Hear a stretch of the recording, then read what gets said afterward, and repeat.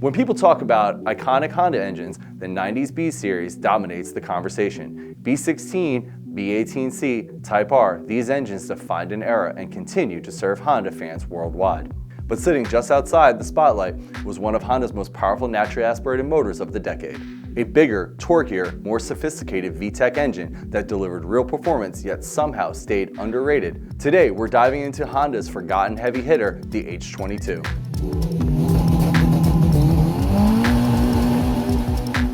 The H22 debuted in the early 1990s, right as Honda was pushing the limits of what naturally aspirated four-cylinders could do. But unlike the widely popular B-Series platform, which was built for lightweight performance-inspired compact models, the H-Series was aimed at something different: performance for Honda's large, more refined vehicles. It was engineered to bring real power and torque to models like the Prelude, Accord SiR, and later the Accord Euro R. Think of the H22 as Honda's answer to the growing demand for bigger displacement without sacrificing that signature high RPM VTEC character.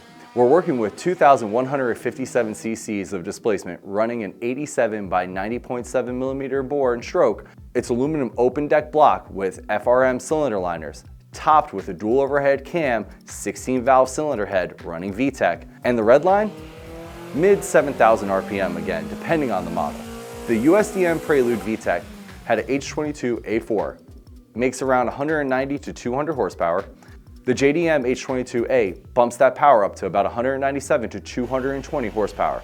And the Accord Euro R and Type S versions sit at the top, making 217 to 220 horsepower thanks to a hotter cam and improved intake and exhaust systems. The long stroke design of the H22 is key. Most performance Hondas use over-squared or square setups, offering a smaller stroke and those high revs that made them so popular. The H22, on the other hand, used a 90.7 millimeter stroke, which gave it noticeably more torque across the entire rev range. But unlike the B-Series engines, it didn't need sky-high revs to feel alive thanks to a meteor mid-range.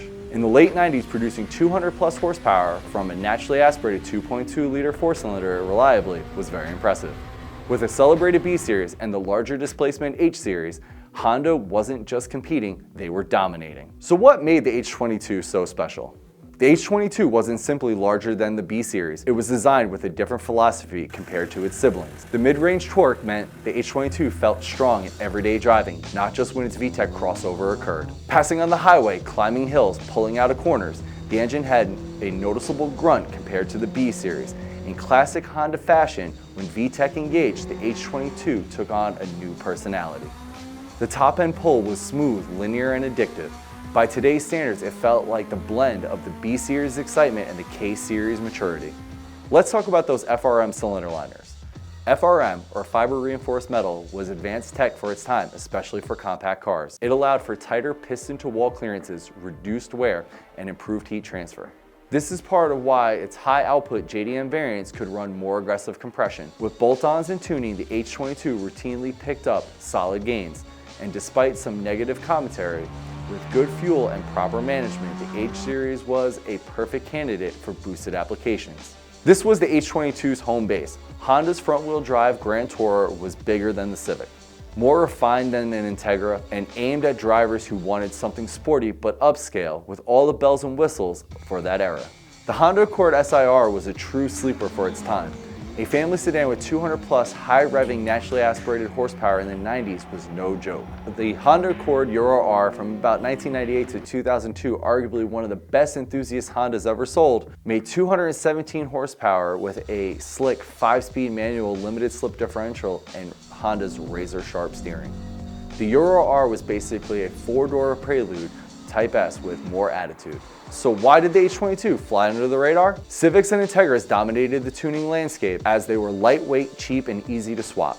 They were perfect for an era focused on DIY garage building.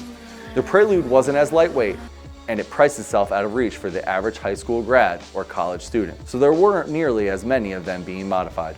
Swapping was a common practice, and this engine fits into a Civic or Integra. However, there were a few drawbacks. Considerable weight added to the front end, torque steer increased, wiring was a bit complex, and engine bay clearance was tighter. This made it less appealing to grassroots tuners who saw just how simple and effective a B-Series swap could be. From cams to manifolds to ECU solutions, the B-Series parts were everywhere and cheap. The H22 had plenty of aftermarket support, but nowhere near its smaller brethren.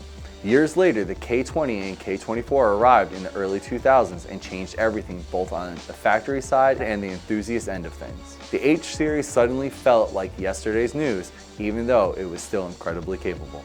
What is its legacy and why does it still matter? Today, the H22 stands as one of Honda's most impressive and overlooked engineering achievements. It delivered usable torque and commendable horsepower, and that VTEC excitement long before the K-Series era ever began. For those who have driven an H22 equipped vehicle, especially the Prelude VTEC or the Euro R, the experience sticks with you. It's a reminder that Honda wasn't afraid to experiment, innovate, and build something a little different to test the waters. What are your thoughts on the H22? How do you feel that it compares against the B-Series or the K-Series? Feel free to argue with us in the comments below. Thank you for watching this episode of Engine Anatomy, and I'm Nick from KONIG, and we'll see you on the next one.